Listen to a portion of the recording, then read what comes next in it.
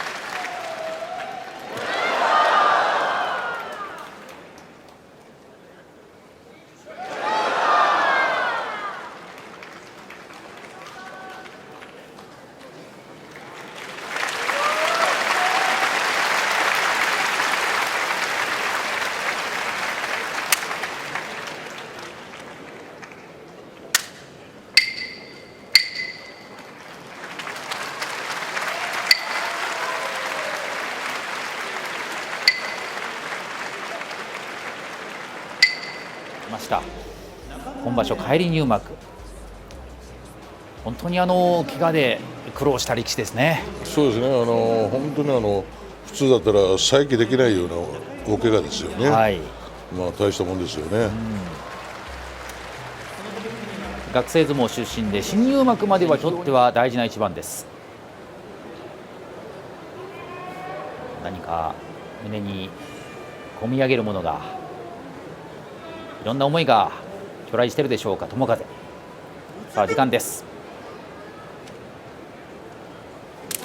張っていきました琴恵光、中に入った、左を差して右上手、一枚回し、抱きかかえるような友風、左からの上手寄り切り、琴恵光の勝ち。友風、勝ち越しを今日決めることはできませんでした。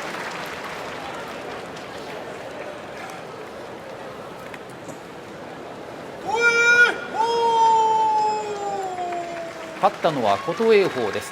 琴恵光がそれを十分ね頭に入れて、立ち合い軽い張り差しを選択してなんとか密着することを考えましたよね、はい、密着したら相手が引くこともできないし、やっぱうまいこと中に入ってね、あとはじっくり慌てないで、いや友風もよくね右でプロレスのヘッドロックみたいにね、はい、ロックして左でかいなかいて起こしたいところですけど、まあ琴恵光ももう十分足が相変わらずいいですね。それは好調の要因じゃないですかね、はい、伸び伸び取ってるような感じしますね。そう見えますね、はい、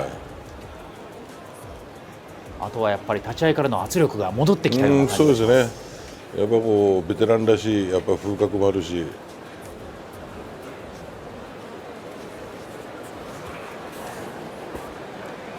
さて土俵時間です。時疾風と錦木の対戦です。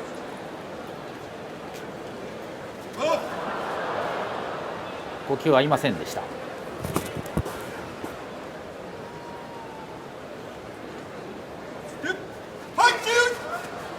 左四つ、右上手、時疾風が出る速い攻め、寄り切りました。時疾風の勝ち。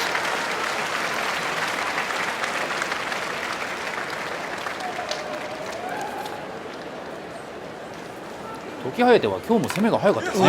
そうですね、十分のね左四つにスッと組み込んでできましたよね、はい、あそこでだからもうとにかく自分から先々攻めていきましたよね、はい、まず形を作ったのも時疾風だし、その後の上手引いてからの攻めですね、あそこで休んでたらやっぱ錦木の重さが出てくるんですけど、その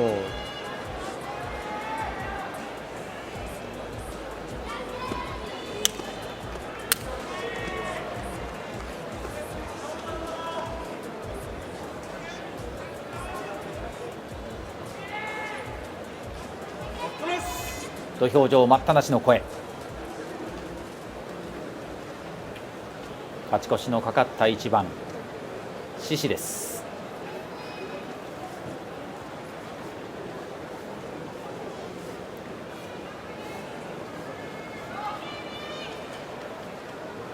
低い姿勢、お互い頭をつけています。右が覗いている獅子、頭をつけて出る、残しました御嶽海。頭をつ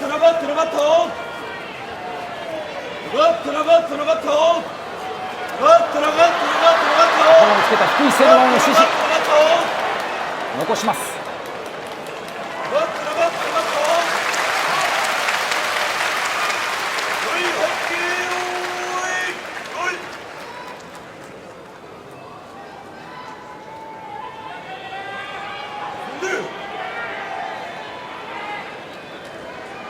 御嶽海、今場所は1分28秒の長い相撲もありました。今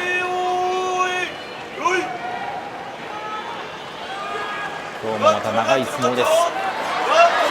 右からはず、左から押っつけて出る獅子、押し出しました。獅子の勝ち、勝って勝ち越しを決めました獅子です。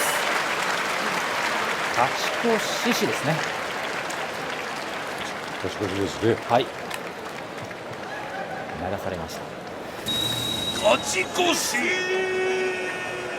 いやー、長い相撲、かなり息が上がってます。獅子もよく我慢したんじゃないですか。低い姿勢をキーあれが起プしました。きるとね、中に入られるんですけど、はい、やっぱり獅子も今日は膝曲げて慎重に攻めましたね。はもう最後、御嶽海の左手が完全に上がってました。い、そうですね。やっぱ今日はかいなの手で押っつけたり相撲うまいんですよね。あー、そうなんですよね。は頭下げて、それから刺すのがやっぱりい、うまいですね。頭つけてね、やっぱこう回し取ってからの肘を締めて、本当に器用な相撲を取るんですよね。はい、後手に回った時はちょっとこう土俵際もろいですけどね。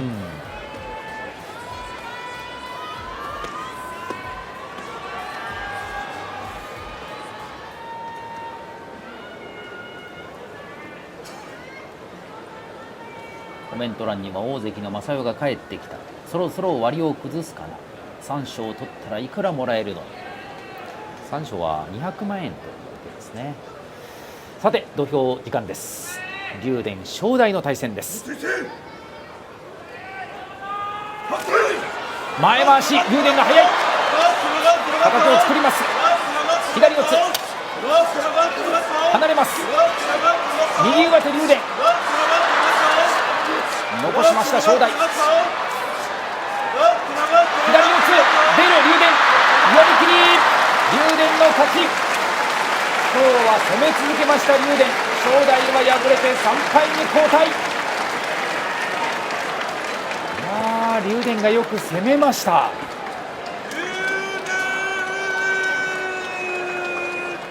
いやもう今日はね、竜電がね、右でも左でもしっかり脇を固めてね、正代に刺して起こされないように、はい、それ考えてましたよね。しっかり脇を固めながら。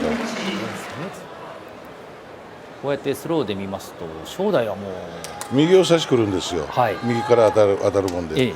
じゃあそこを竜電はしっかり最初左で前みつを引いて刺されないようにしっかり肘を締めてましたよね。はい、正代としてもなんとかそこで右が入ればね起こしながら出れるんですけど、今日はもう竜電がよく考えて取ってますよね。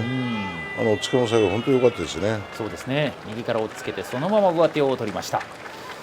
正代はもうしのぐので精一杯という感じでした。そうですね、やっぱり正代も攻めて、ね、勝つ力士なんで、やっぱりこう刺させてもらえないというのはね、やっぱり今日は取りづらかったでしょうね。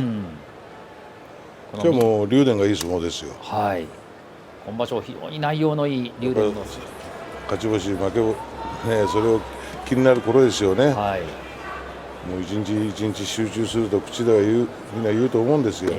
ただ内心はね、やっぱり早く勝ち越して、もうこれ以上負けたら負け越せないとかね、いろんなプレッシャーの中で取ってると思いますね。そうでしょうね。さて、土俵時間です。狼雅と日翔志の対戦、初顔になります。新入幕の日翔志、回しが取れない狼雅、取りました。右四つ左上手、形を作りました狼雅、引きつけて出ます。寄り切りました。狼雅の勝ち。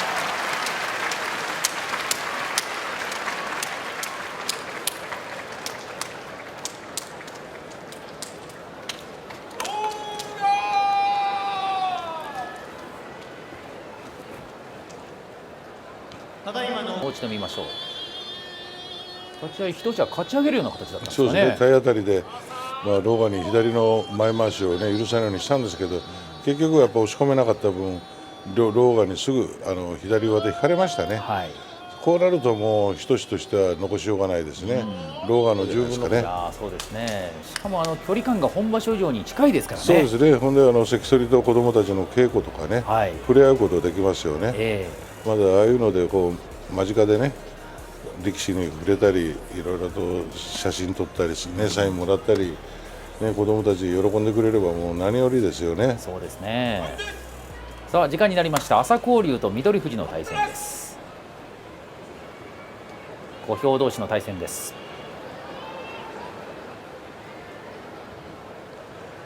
叩いた、叩き込み、翠富士が勝ちました。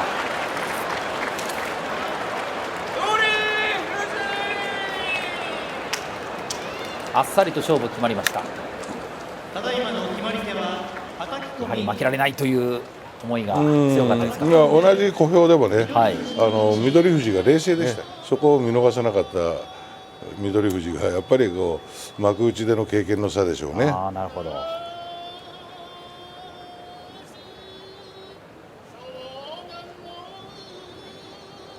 ね、この朝紅龍からすると翠富士ね、やっぱ小兵だしね、一発で持っていけると思ったんでしょう、はい、そこを見逃さなかった翠富士がやっぱり一枚上だったなって感じですね。そうだったんですか。バカモン決めてたんだと言われて、そこでもはい、分かりましたという、当時ですから出羽海親方ですそうですね、はい、元佐田の山の方ですね、はい、重量の上の方で、2桁勝って来場所新入幕はほぼ間違いないだろうということで、千秋楽の夜、お前来場所から両国で行くからな。そうだったんですね。いや結構です、もう今のままで結構ですってさあ投票が時間です。正面から当たりました藤ノ川、突っ張っていく、そのまま押し出しました。藤ノ川の速い攻め、藤ノ川も可能性をまだつなぎました。いやー、気持ちのいい相撲でした。素晴らしいですね、はい、変化もあるだろうと頭に入れるもんで思いっきり踏み込めないんですよ、はい、と思えばこの小さい小兵力士は思いっきり当たってくるでしょう。今日みたいな藤ノ川みたいな素晴らしい相撲になってくるんですよね。そういう気持ちの差っていうのがはっきりこうやって土俵に出るわけですね。大きい方はね、左右の変化は頭に当然入れて取るんですけど、はい、それ考えすぎるとね、自分の踏み込みが甘くなって今日みたいにね、小兵力士に持ってかれるわけですよ。相撲に動きがありますから、いろんな展開が予想できます。簡単には決着つきそうにないですね。そうですね、裏は前に出る力もありますよね、はい、そこを押し込まれた時の翔猿の体の開きで相手をはたき落とすとか、翔猿にはそういう動きがありますよね、はい、裏もいろんな動きがあっても裏は前に出る力がありますんで、さて土俵待ったなしです。過去は翔猿10勝、宇良7勝です。立ち合い、相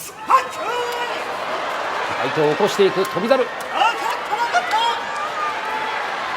が頭をつけています。出ていく宇良、引いた、宇良の勝ち、勝ち越しを決めました。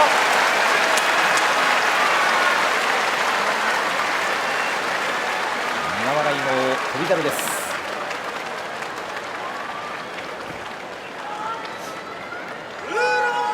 今日も低い姿勢を勝って勝ち越しを決めました。押していきましたよね。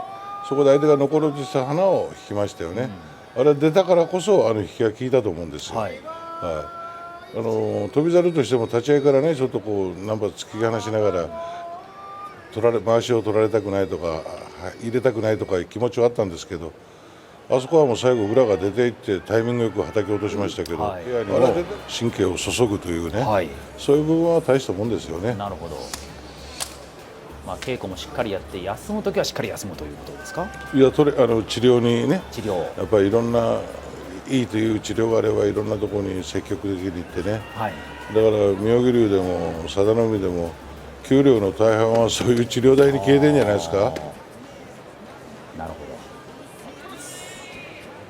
ど。元妙義龍の引退相撲は10月の5日に予定されております。さあそれでは立ち合いです。金峰山と佐田の海の対戦です。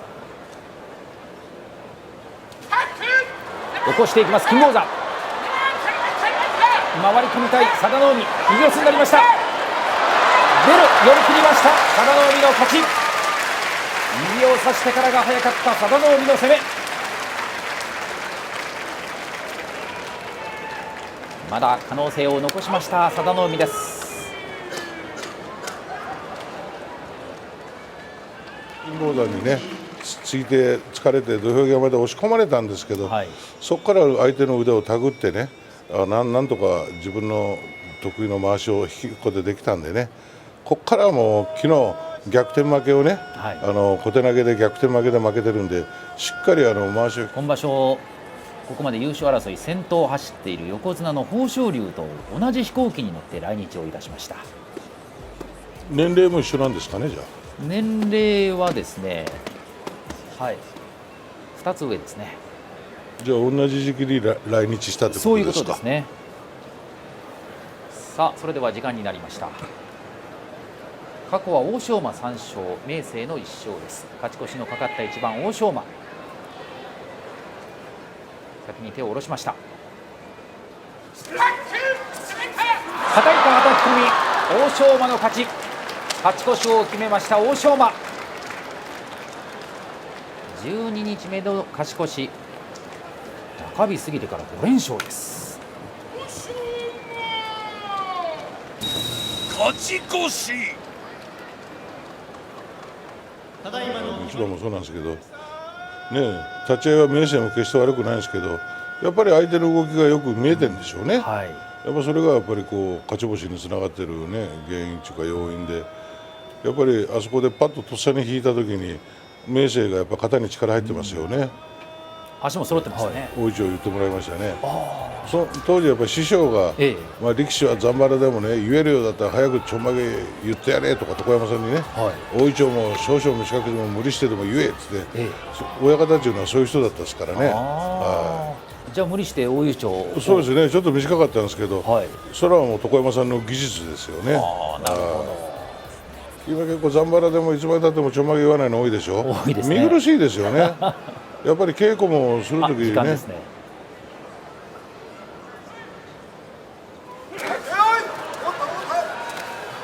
右四つになりました。投げ打ち合い、美ノ海の勝ち。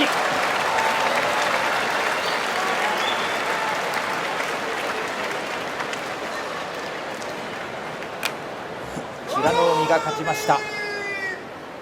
勝ち越しを決めています。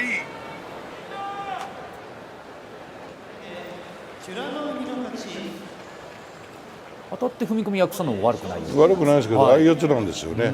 美ノ海は左の前回しが欲しい、草野は右差しで、これは考えてできるわけじゃないですからね。とっさに出るか出ないかですよね。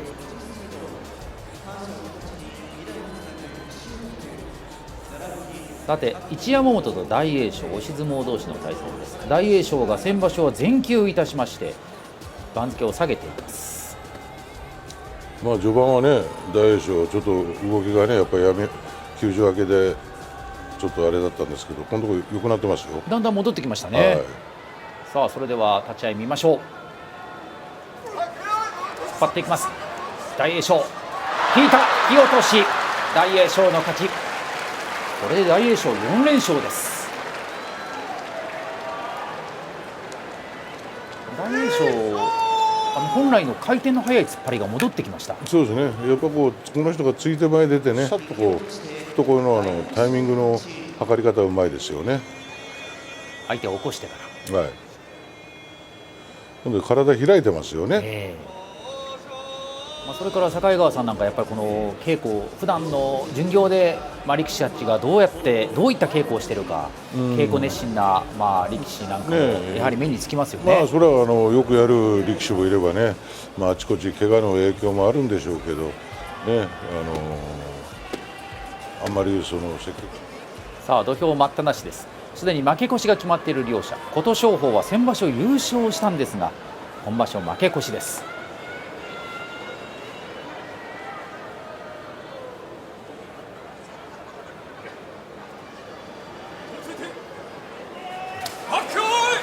張っていきます熱海富士、右を差しました琴勝峰。カイナ返します。肩透かしを狙う、出る、残った押し倒し、熱海富士の勝ち。熱海富士連敗を止めました。土俵際の粘り、熱海富士の腰の重さがね、琴勝峰も攻めきれませんでしたよね。はい、先に右を差したのは琴勝峰でした。ここで熱海富士が下から抱えてるんですよね、かいな返されないように、はい、ここよく残りましたよね。やっぱり出ることも大事だけど土俵際よく粘りましたね。いや本当に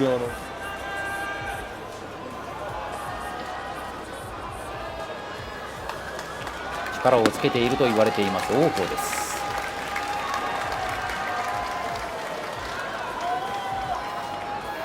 3世代にわたる関取というのは琴櫻に次いで2例目ということになります。すごい DNA ですね。いや本当そうですね。こちらも相撲一家に育っています若元春です。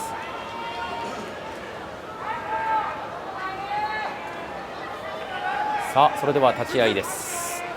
当たって左を差しました。左四つの小叩き、ダブって出る、巻き替えた王鵬、押し倒し、若元春の勝ち。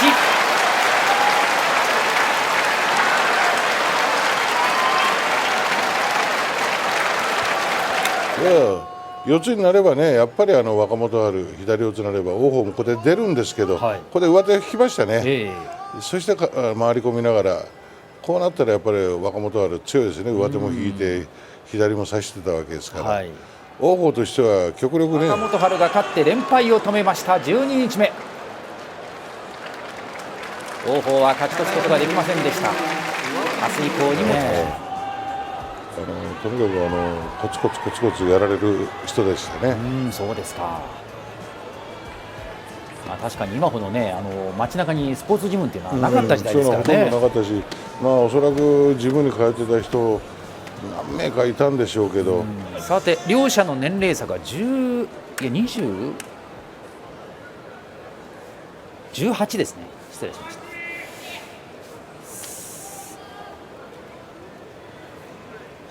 伯桜鵬と玉鷲の対戦です。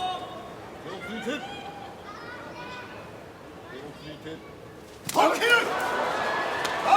って差しに来た右からの押っつけ、玉鷲、左からの喉は強烈、右からの喉は送り出しました。玉鷲の勝ち。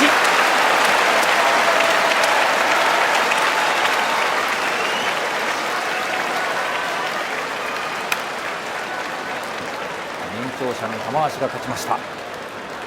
攻める相撲でした玉鷲です。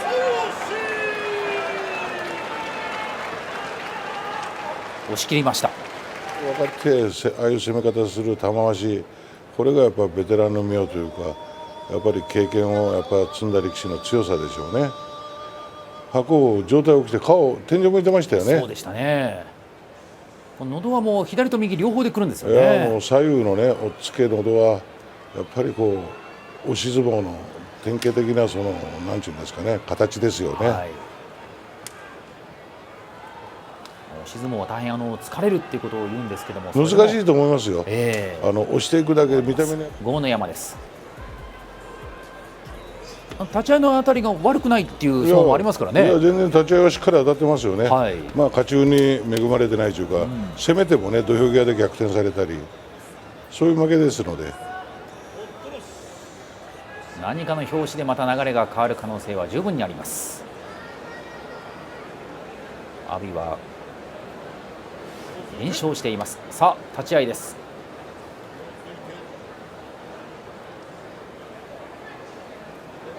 踏み込んでいく豪ノ山、下から攻める、そして連敗を止めました。12日目、今場所初白星です豪ノ山。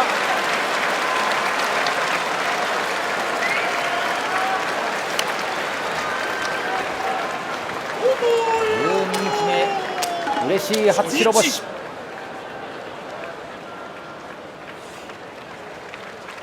これがね本来の豪ノ山の相撲ですよね。はい、阿炎中力士はもろ手突きから突っ張りもあるけど左右に上手を取りに行く立ち合いもあるわけでしょ。勝ち出したら勝つっていうのはそういうことですよね。はい、普通だったらもう何してくるか分かんないからって自分が立ち合い躊躇するんですけど、やっぱり自分の相撲を信じて取ってますよね。これでいいんじゃないですか。いやそうですね、迷わずに。五島列島の上の方ですよね。上五島ですよね。はいはい、やっぱ海が綺麗ですよとにかく。本当に長崎はですから海に囲まれていて、私も五島は一度行ったことはあるんですけど、確かに海が綺麗ですね。魚も美味しいですし。さて締め切りは5時45分となっていますので、まだの方はご参加ください。土俵時間になりました。平戸海と高安の取組です。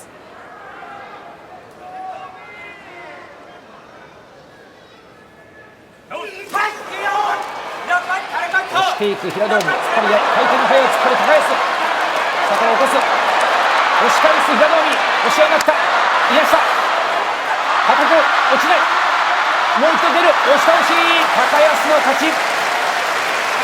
高安勝ちました。いやしかし激しい相撲でした。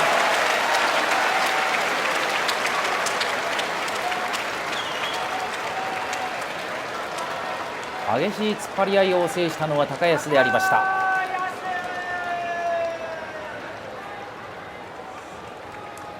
いや境川さん、聞いた時点で負けてますよ。そうですか。立ち合いから見ていきましょう。激しい押し合いになりました。高安も回転の速い突っ張り。高安の方が冷静ですよ。ここで一番ね、これが良くないんですよ。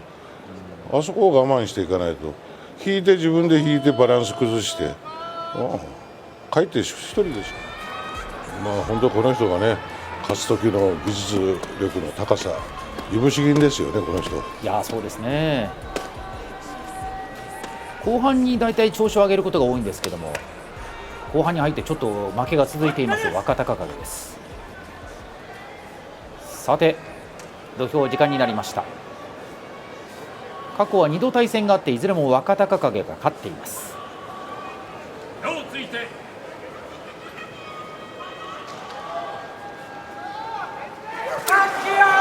左から押っつける大野勝、前回しを下げる、引いた、叩き込み、若隆景勝ちました。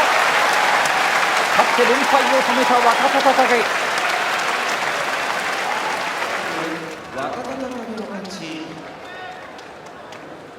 さてこの相撲いかがですか。当たってるんですけどね、いい時の若隆景は当たった後、左足から流れを変えることになるでしょうか、今日の白星。お土産いただいた思い出がありますね。そうですか。やっぱりその遠く離れているところの人がですね、やっぱり大相撲のことを知っててくれてるっていうのは嬉しいですよね。この9月場所が終わってのロンドン公演も非常に楽しみであります。さあ土俵は待ったなしの声です。隆の勝と琴櫻の対戦です。過去は8対2で琴櫻がリードしています。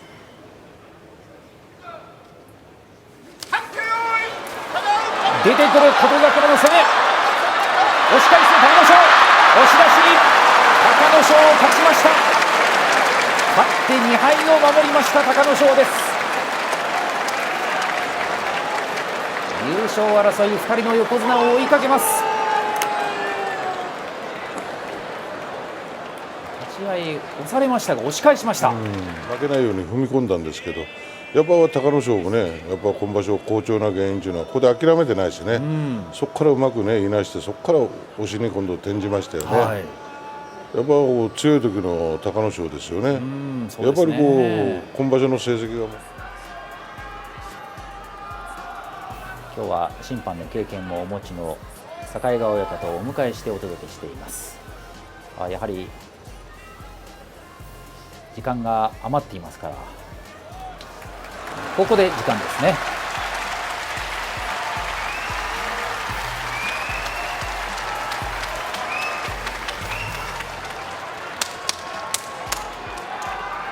今日は時計係は東関親方ですか。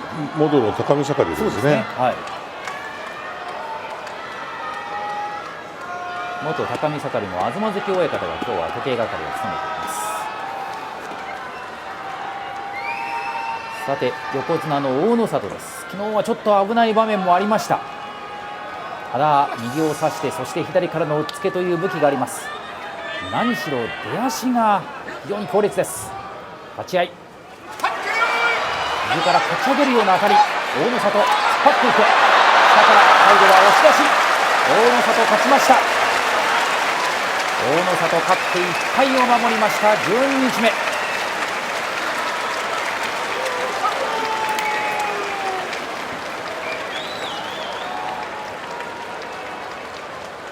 今日は危ないところはありませんでした。よく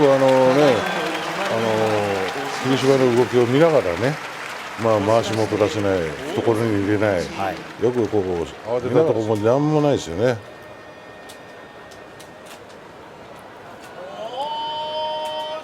突きや押しを交えながらね、懐に決して霧島を入れませんよね。冷静ですよ、ただ強いだけじゃなく。右からかち上げるような当たり。そうです。かち上げというか右で体当たりですよね。やっぱ相撲のうまい霧島もあんだけ圧力かけはしたんですけど、今日4敗になったんですけど、横綱大関が初日からぐいぐい引っ張ってましたよね。そうなんですね。順調にいけば千秋楽では両横綱の対戦が組まれるということにおそらくなるかと思われます。さて時間になりました。スイッチが入ります。過去対戦は一度だけ先場所ありまして、青錦が勝っています。青錦はとにかく低い姿勢できますから、頭をつけてきますよね。豊昇龍としてもね、攻めれないからって安易に引くとね、墓穴を掘る可能性ありますよね。そうですね。今日は境川さん何度もおっしゃってます。前に出る相撲はとにかく攻めることが大事だというお話です。土俵上待ったなしの声。ただ一人勝ちっぱなし、横綱の豊昇龍、連勝を伸ばせるか。先に手を下ろしました青錦。さあ立ち合い、張っていきます。出る青錦、青錦に柄をつけ、右上手消えた、左に入っている、左に入っている、何の試合、ここだけ切り返し、青錦の勝ち。横綱豊昇龍、気がつきました。連勝がストップしました。12日目。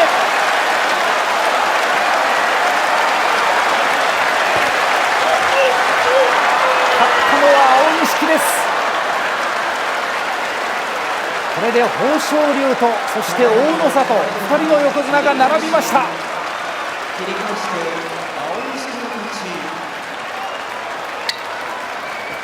境川さん、振り返ってお願いいたします。立ち合いからね、豊昇龍は回し取らせたくない、入れたくないということで突っ張りをね、選択して突きに行ったんですよ。そこで私さっき言ったように安易に引いちゃだめだって言ったのは、これで横に腰についてですね、ここで豊昇龍と突きに行ったんですけど、ここで安易に引きに行きましたよね。ここからはもう流れがコロッと変わりましたね。これ左差してから青錦の膝の使い方がうまかったんですよ。ここですね。本当に青錦の足、膝の使い方、あれで豊昇龍が投げに行こうとしても投げが効かないように自分の膝で豊昇龍の膝をうまくロックしたような形で、これはやっぱりもうセンスですよ。とっさにできるもんじゃないですよ。ここですね、膝。これですね。当然ああなったら小手投げ行くしかないんですよ。これで切り返しみたいにこういきますよね。